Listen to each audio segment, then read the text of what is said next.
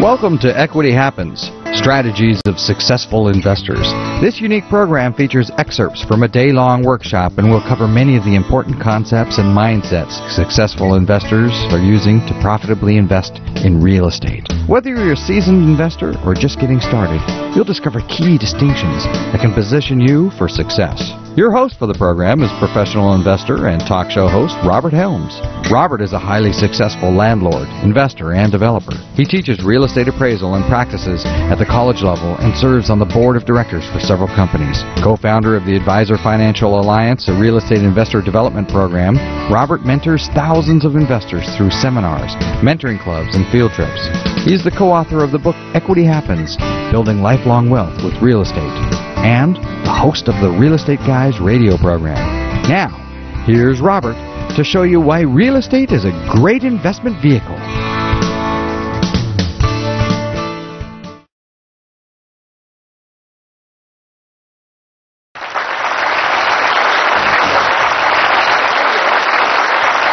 Lots of people say they want to own more real estate, and you know what they're doing this morning?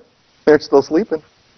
You guys got up early, you got here, you made it on time because we're videoing today, and that already says a bunch about you. Guess what happens when we do a free seminar, and there are a couple things we do a year that are free. We get a whole bunch of people that sign up and they say, I'm going to be there, you bet, I'll see you there, I'll be at the seminar, and then the seminar comes and goes and they weren't there. As Mr. Rohn says, Jim Rohn says, well, the birds got them. Right? We don't know why that is. As soon as we put a price tag on the seminar and you had to write a check or use your credit card, you become a lot more likely to be here. And guess what? Today, almost everybody's shown up. Now, are a few people going to be late? Well, yeah, that always happens. A few people are going to be late because life happens, but a lot of stuff happens, as you'll learn today. But I'd like to congratulate you for being here, and I have a question for you. Here's the question. How many of you came today because you want to learn more about real estate? Oh, look at all the hands. That is awesome. Now, here's a better question. How many of you came today because you want to own more real estate? Do you see the difference there? A lot of people want to learn about real estate, but guess what? Education is not enough. It's not enough, as I talked about earlier, just to learn. Education's important, right? You got to learn. You got to know something about it. My friend Todd Barnhart wrote a book called The 5 Rituals of Wealth. And in that book, Todd says there are no successful financial illiterates. Meaning that people get good in the money game, understand the game they're in. They understand finance. If you're going to get good at the real estate investment game or the real estate investment business, you need to have an understanding about it. So education is truly important, but education is not enough. We have this syndrome called paralysis of analysis, right? We get these people that come to our seminars, and we love these people. We call them groupies. And what they do is they show up to everything. They show up to our classes at the college. They show up to our seminars. They listen to our radio show every week. They know the formulas. They have calculators. They've learned. They've studied. What aren't they doing? Buying anything. And if you don't ever buy anything, how much are you going to profit from real estate? None. Now, you know what I love? I love all these no money down guys, right? No money down. There's no money down. First of all, can you buy real estate no money down? No. No, you can't. You can't buy real estate no money down. Well, okay, there are some instances where you can get 100% financing. You still have closing costs and all those kind of things, but it's very rare, and the competition for those deals is very high. So it's hard to get a really good no-money-down deal. Plus, because you aren't putting any money into the deal, the cash flow isn't very good, and many times those are the properties that end up what we call upside down, where there's more payment going out than coming in, boo hiss, and because of that situation, what happens is people lose the properties. Is that what you want to do, lose a property? No. So why is it that all these late-night TV gurus will speak to no money down? Because guess what a lot of people have? No money down. But they got $2.99 on their credit card, don't they? So I'm not trying to dissuade you, but if you have absolutely no money, no job, no credit, guess what you have also? No future, right? So it does take something. Now, it's possible to get started with just a little money and the desire. And you know what? Which is more important? Desire and attitude are everything. Absolutely. We have a saying at the Advisor Financial Alliance, which is our group of companies that help people create wealth through real estate, and that is education for effective action. Education is important, but what's more important? Action. And not just any action, not random action, but effective action. It's important that you learn what you need to learn so you can take the right steps. But the problem is people want to wait until they know enough before they do anything. Now, I don't want you to just take action right away like crazy. We had someone come in our office in one of our consultations. This is great. We do these consultations with people, and most of what we do, of course, we teach in groups. But at some point, we need to sit down with you and decide where it is that you're going. And we sat down with this couple, and they said, well, we're ready to go. In fact, we want a good deal, and we'll get one. If you can get us a good deal today, I will write a check. Who's looking for a good deal? Who's looking for a good deal? You guys all want good deals, right? That kind of goes without saying. Well, we had to kind of slow them down a little bit, say, whoa, back the horse up. Listen, you can't just write a check until you understand what real estate's trying to do for you, and that's a pretty important concept. All right, here's another question for you. Are you a consumer or are you an investor? And do you know the difference? See, most people that I see start in real estate investing are consumers who are suffering from an investorial seizure. They think they're investors, but the problem is they act like consumers. So what's the difference between a consumer and an investor? Well, here's one of the basic things. First of all, a consumer saves their money. They save, they hold on to what they have, and they don't want to let go of it. My hard-earned money. They put it in the mattress, they put it in the piggy bank, they save it, and they're very concerned about losing their money. An investor, on the other hand, invests their money. They don't save it and hoard it. They put it out there into the world so it can do some work. And if you put it out there in the world so it can do some work, it will come back, hopefully with friends. And then it's a bigger pile of money, right? Now, when people come through our consultation, they have different goals and different ideas and so forth. But everybody has a different perspective. Later on this afternoon, I'm going to talk about your personal investment philosophy. And what you want real estate to accomplish for you is probably very different from what the person next to you wants, even if that person is married to you or related to you, right? Sometimes we have to talk about those things. It's amazing how many husbands and wives come through the consultation process and they think they're on the same page, and so we start asking some of these questions. And we find out that they're not really on the same page, that it takes a little talking through to get that, right? And I've got the, and I'm not married, but just a little word of advice from watching a lot of couples come through consultation. Life is short, do it her way. All right, so consumers think everything costs too much money. Do you know how much it costs to park at the airport? It's amazing how much they can charge for food and soft drinks. And here's my favorite, bottled water at the airport.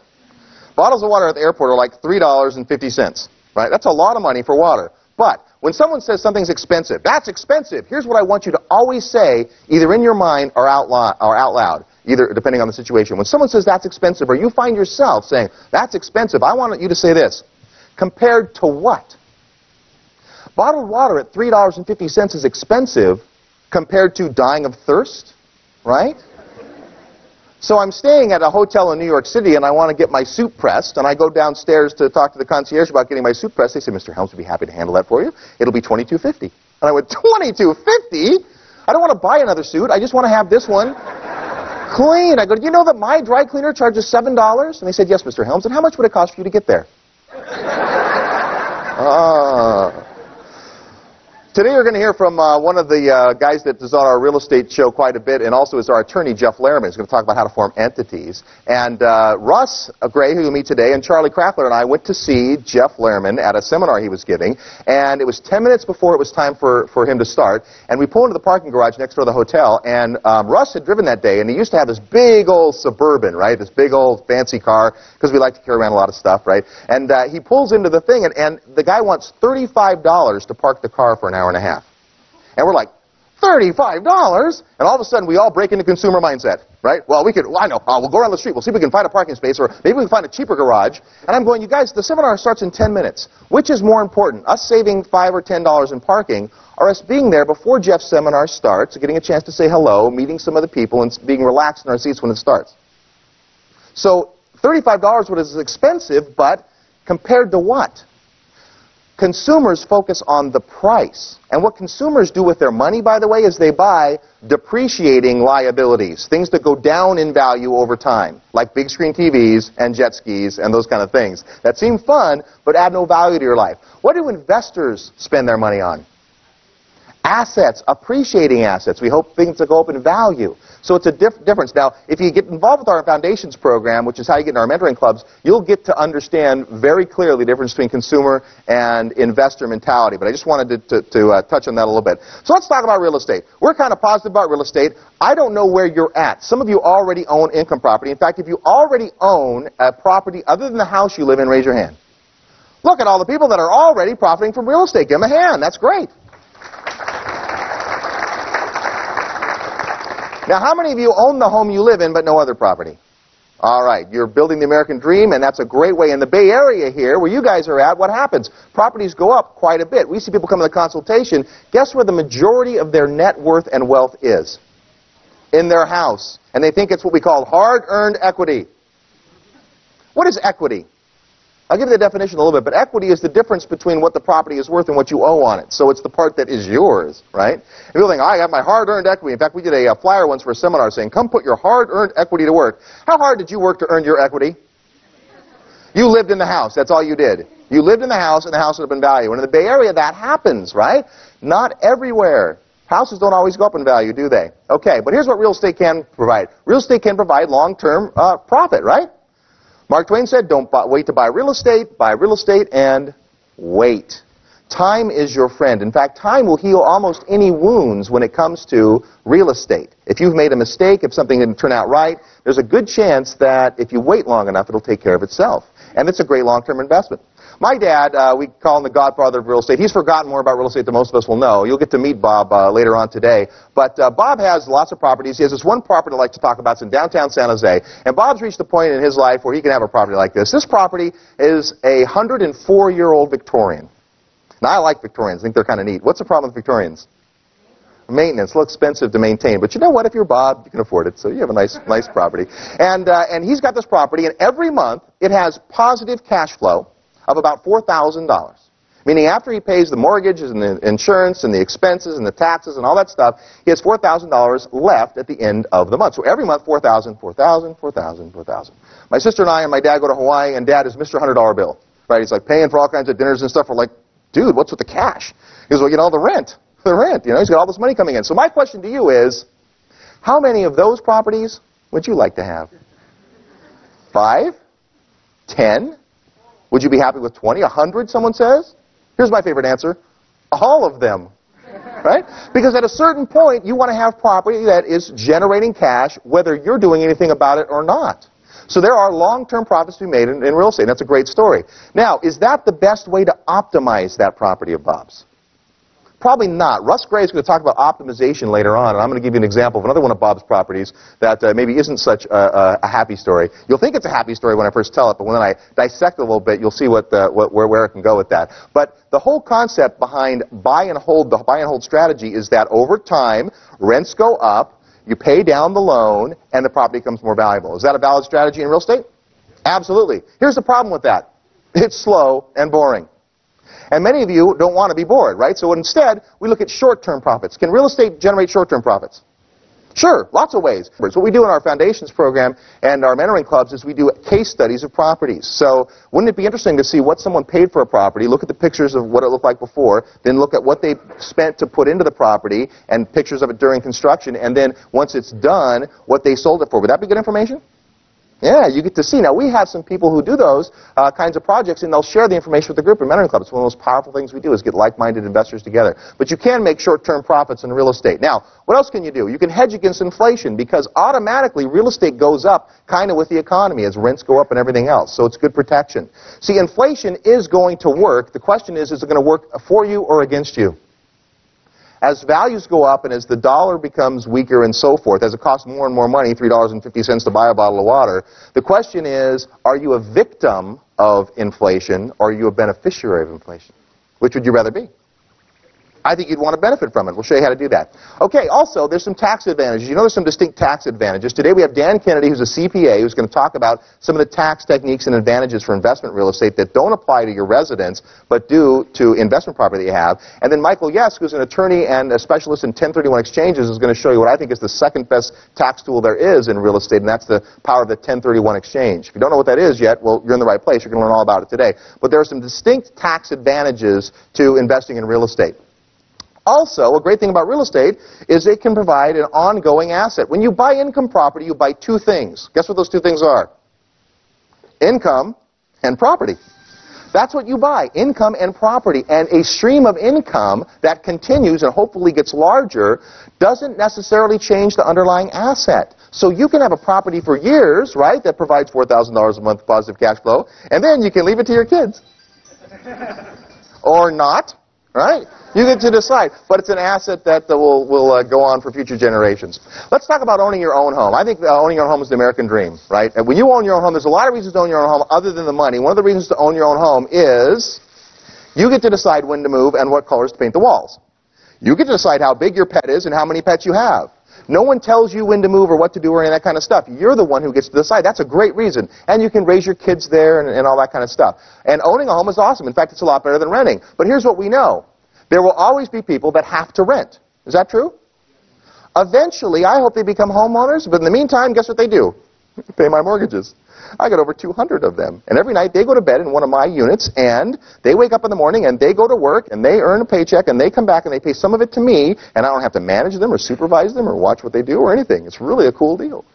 Now, Brian Tracy says most of life's problems do come with hair on top. So you've got to think about the whole aspect of landlording. And we have a whole seminar called Landlord Boot Camp, which is designed to show you the ins and outs of what it takes to be a landlord. Because if you're going to own income property, you need to understand rental law. Oh, yes, especially those of you in California. Because California is a very tenant-friendly state. Some of the other states we're in are very landlord-friendly states. Now, that's interesting, too. How many of you right now would not consider an investment outside of the state of California? There's a few hands, right? And that's a cover. It's okay. It's perfectly okay. Charlie Crackler, who you met earlier, Charlie's dad has a 20-minute rule in his personal investment philosophy. Charlie's dad, Joe, is a very successful investor, and he won't invest in property more than 20 minutes from his house. Well, guess what? Because he lives in Los Altos Hills, there's a lot of nice property 20 minutes from his house. But what's the problem for most of us trying to buy property 20 minutes from Charlie's dad's house? It's expensive, right? So you may want to look a little further than that. Some of the examples we use, for instance, we'll say a $200,000 property. And instantly, you people in the Bay Area go, well, where can you buy for $200,000? What is that, a mobile home? Right? But in some areas of the country, that's like a really, really nice house. We're going to show you some case studies today from some other areas. And you'll get to see. But if you're not comfortable going to another area, then don't. 2 years ago, I did not personally own a single property outside of the state of California. Today, without selling hardly any of my California property, I own far more property outside of the state of California than in, because my philosophy is this: live where you want to live and invest where the numbers make sense. Live where you want to live and invest where the numbers make sense. Is owning better than renting? I think owning is always better than renting, and so we want to encourage people in home ownership. Most of the wealth in America is either made or held in real estate. If you went out tomorrow and you made a killing in the stock market overnight, how many of you would invest some of that money at least in investment real estate? A lot of hands. Now, if tomorrow you went out and via investment real estate you made a big chunk of money, how many of you would go out and buy stocks? Not a lot of hands, but the stock market's coming back, isn't it? We'll talk about that in a minute. All right. So the question that we get a lot of times at the seminars is, well, I don't own a house yet. Let's see the people in the room, we haven't done this one yet, who don't own any real estate. You don't own any real estate. Go ahead, raise your hands, be okay. Now, you people have the advantage. You have the biggest advantage because you don't have any bad habits yet. Seriously, people that, we get people that are, I've owned property for 20 years, and they think that they know it all because of that. Let me talk about your mind for a moment. Your mind can only be in one of two states. Number one, your mind can be in judgment. Yeah, what is all this stuff? What are these fancy, fast-talking guys trying to tell me? Right? That's judgment. Or your mind can be in curiosity. It can be open. And the mind is like a parachute. It only works well when it's open. So if you're curious, well, I wonder if I could make that work. We've seen successful investors who have done very well in the past do extremely well in the future by changing their thinking a little bit. Right? Albert Einstein said that a problem cannot be solved at the same level of thinking that created it. And so the way that we get to the next step or the next level in any area of business or investment is to think a little bit differently. One of the best ways to think differently is to get around people who think differently. And then finally, tenants are our clients who want to remember that all the time. In Landlord Boot Camp, we talk about treating clients well because they are clients. They aren't your pains. They're your gains, right? Tenants are the people that make money for you because they're paying your mortgages, and we like that. All right, so let's take a look at what's in the news. I always like to see what's going on and in the economy, and it's always fun to see that. So let's take a look for a minute at what's going on in the news. I kind of prepared some of the articles that I've been reading lately, and I got to tell you, a lot of people in the office have put some of these things on my desk because they know I like to do this. Here's one that came out a little while ago, and this is a big article in the paper. Many of you saw it. It says that most young Americans are not putting away enough for college, right? They aren't able to put away enough money for college or to be able to buy a house. Anybody relate to that?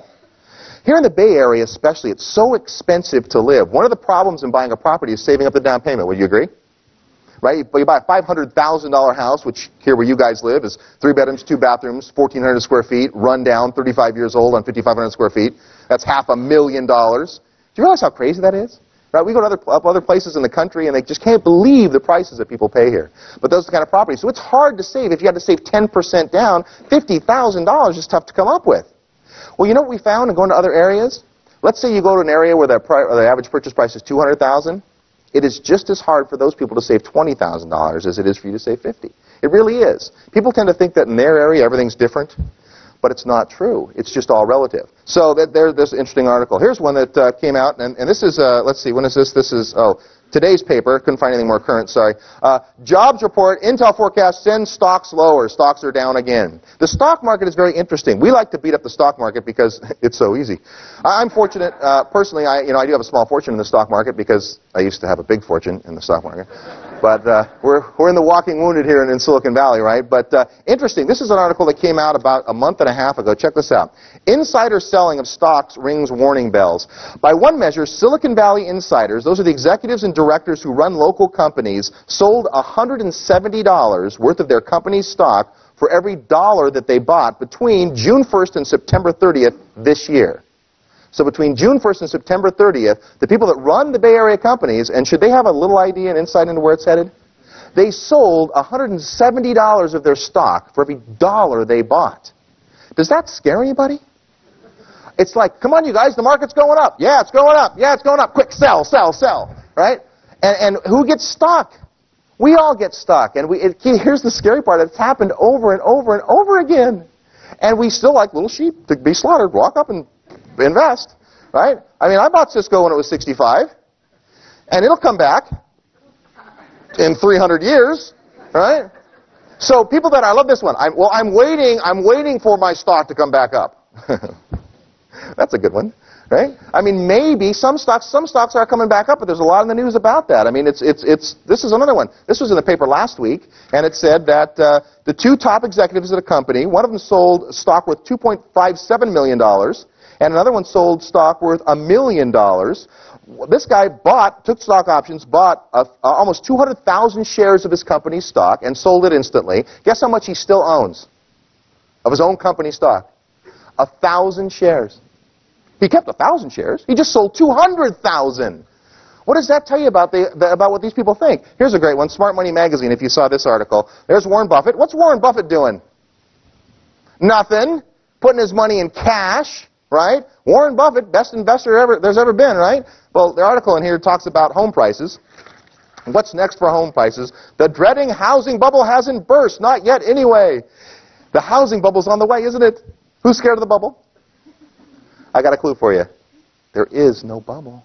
There is no bubble. I'm going to prove that in just a minute. Anyway, what this finally says in this article is, relax, though, because all of the indicators, you can exhale, I can't, but it says you can exhale now. While home prices are no longer headed towards the stratosphere, they're not likely to come crashing down anytime soon. Interest rates are still low, economy is still showing signs of life, and tight housing inventories are still the rule in most marketplaces. Right here in your marketplace, what's housing like?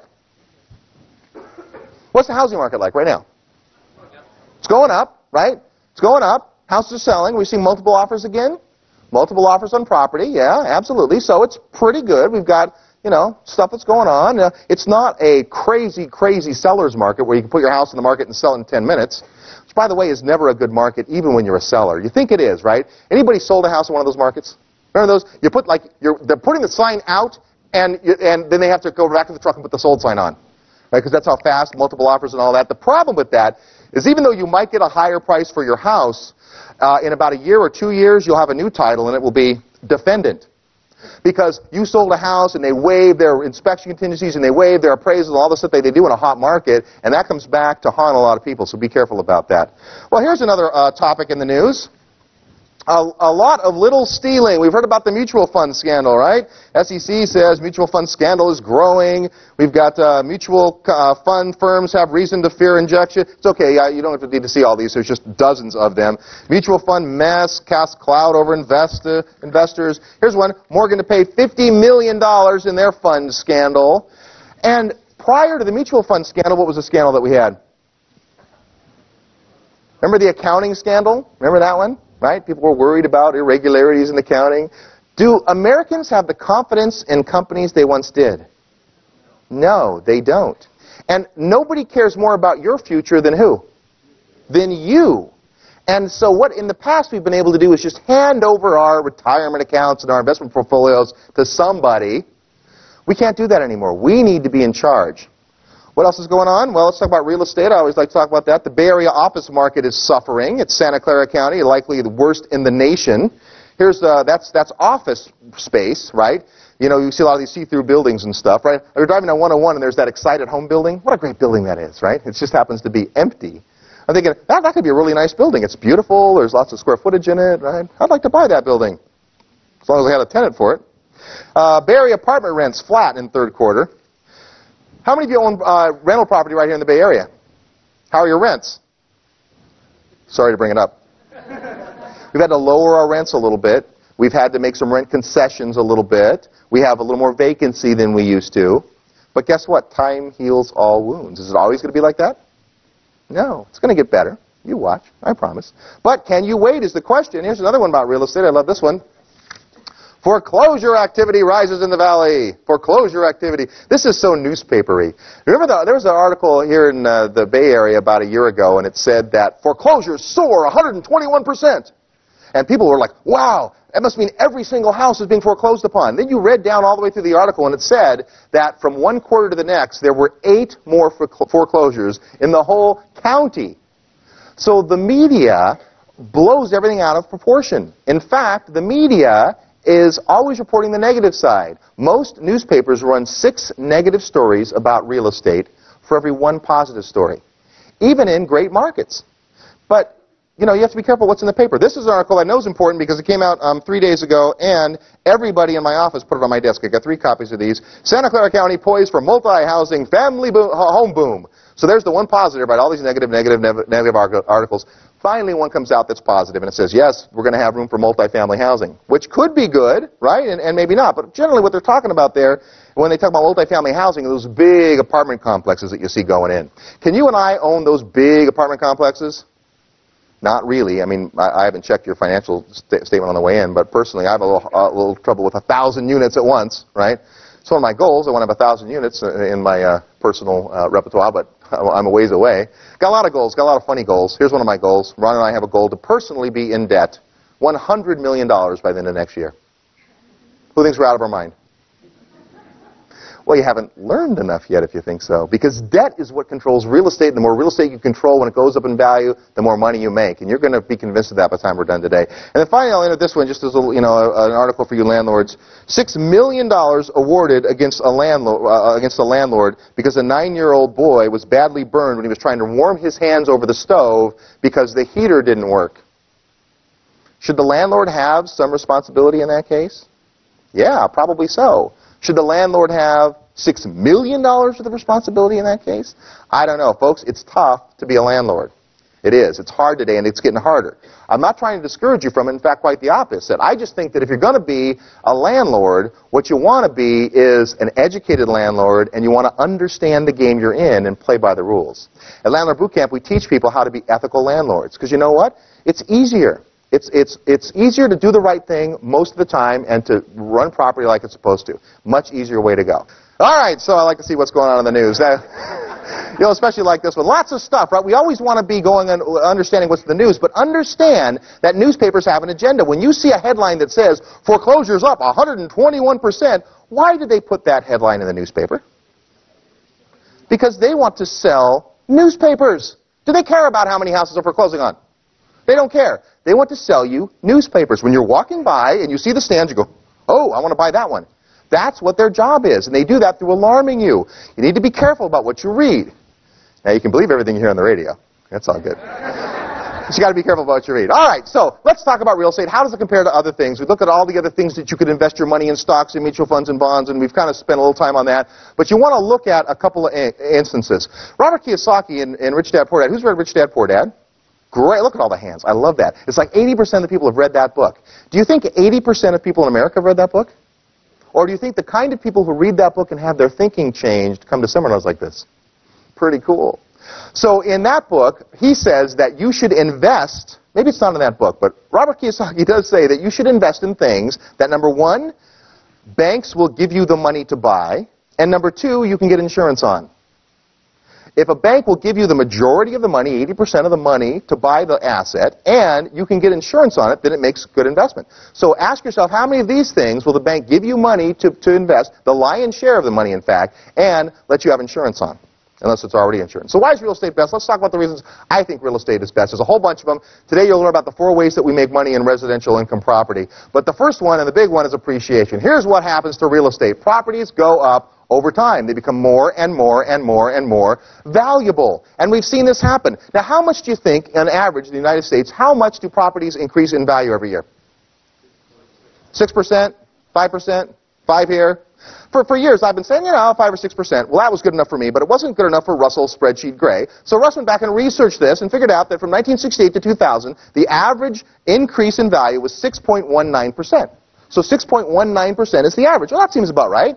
But wait a minute, what does the stock market increase on average? Don't count the last couple of years, but on average, what does it go up? 11 to 12 to 15%. It goes up more. Well, Dolph DeRoos in his book Real Estate Riches said you can't really compare, because when we're talking about the stock market's performance in the last 60 years or whatever, they talk about like the S&P 500, which are the top 500 stocks. If we gauged real estate by the top 500 properties, how's it going to do? Much better than the stock market, but we don't get to do that. We get to do it as a whole. And as a whole, real estate goes up 6%. So isn't stocks a better investment? Well, no, because we've got a lot of cool stuff that goes on. In fact, one of the great things about appreciation is that as time goes on, you have more and more and more of the property that belongs to you. That's what we call equity. And the truth, and one of the great truths in America, one of the best things you're going to hear today is that equity happens.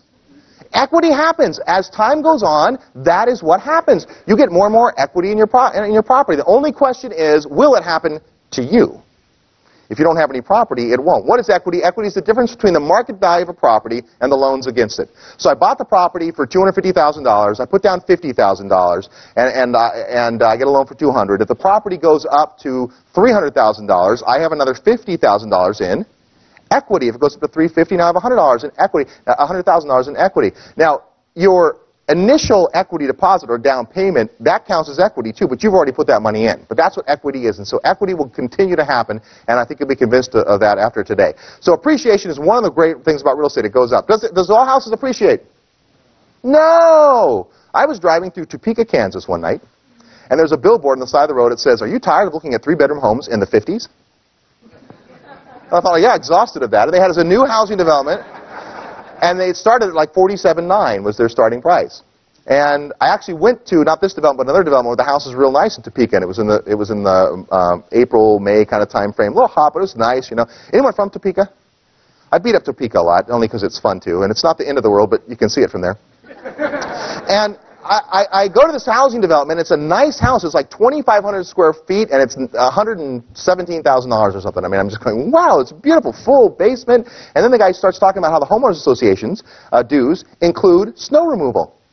And I'm thinking, oh, yeah, like snow removal. One other time I was back there in the Midwest, I had pulled over to the side of the side of the road and got a soda with ice in it, left it in my car overnight, came back, and there was still ice in the soda. It never got above freezing. This is why I don't live there. The problem with owning a house in Topeka is you have to go there, and who wants to? But in Topeka, if I would have bought that house for $47,900, today it's probably worth $51,200. 10 years later. So it doesn't go up in value. See, remember we talked about average? The average is 6%. About 2 years ago, we started investing in a marketplace here in California called Sacramento. We put ourselves in first and a few key clients. Ron and I went in. Paul, who started today, our sound guy, and he bought some property there. How about a hand for the sound crew and the video crew today?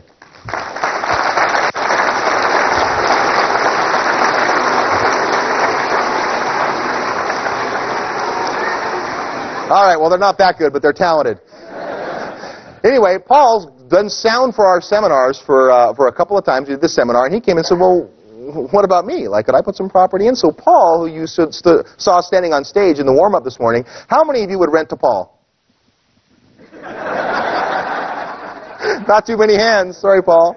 The question is, how many of you would Paul rent to? See, Paul owns property. We talked about earlier, should you own an investment property or a house you live in? Paul is a renter here, and he owns property in Sacramento. that property's gone up in value quite a bit. If I have time today, I'll tell you that story because it's a fun story. But property goes up in value, and Sacramento went up really well. We put clients in, many of the people in the room actually are either from Sacramento or bought property there, and those are the ones that you can tell are smiling, because last year, Sacramento was the number 1 appreciating marketplace in America. Is it good to invest in the number 1 appreciating marketplace in America? Yeah, are you always going to be able to do that? Now here's a question for you. Do you think that we went up and put a bunch of people into Sacramento property and then by some coincidence it went up in value? Or do you think that my company spends its time researching areas that are going to go up way above average? I don't know. You decide. See, here's the thing about average. Average means half the markets are better and half the markets are below. Do you know that more than half... Let's do this. Here's averages for you. Right now, half the people in this room are below average intelligence. For this room, right, half of you are below average intelligence for the room. Is that true? That's a statistic for you. Look at averages, and they're only averages. Appreciation, though, the way that we do better than the 6% is we do a little research and a little study and a little due diligence, and we find markets that we expect will have better appreciation. Not necessarily the best in the nation, but pretty well. All right, what else? Leverage. This is a great positive benefit about real estate. In real estate, you don't have to have 100% of the money to get the asset. You control the asset for a portion of the value. So rather than have to have all of the money to buy a property, I can have just a part, a down payment, say 20%. What if I put 20% down on a $250,000 property?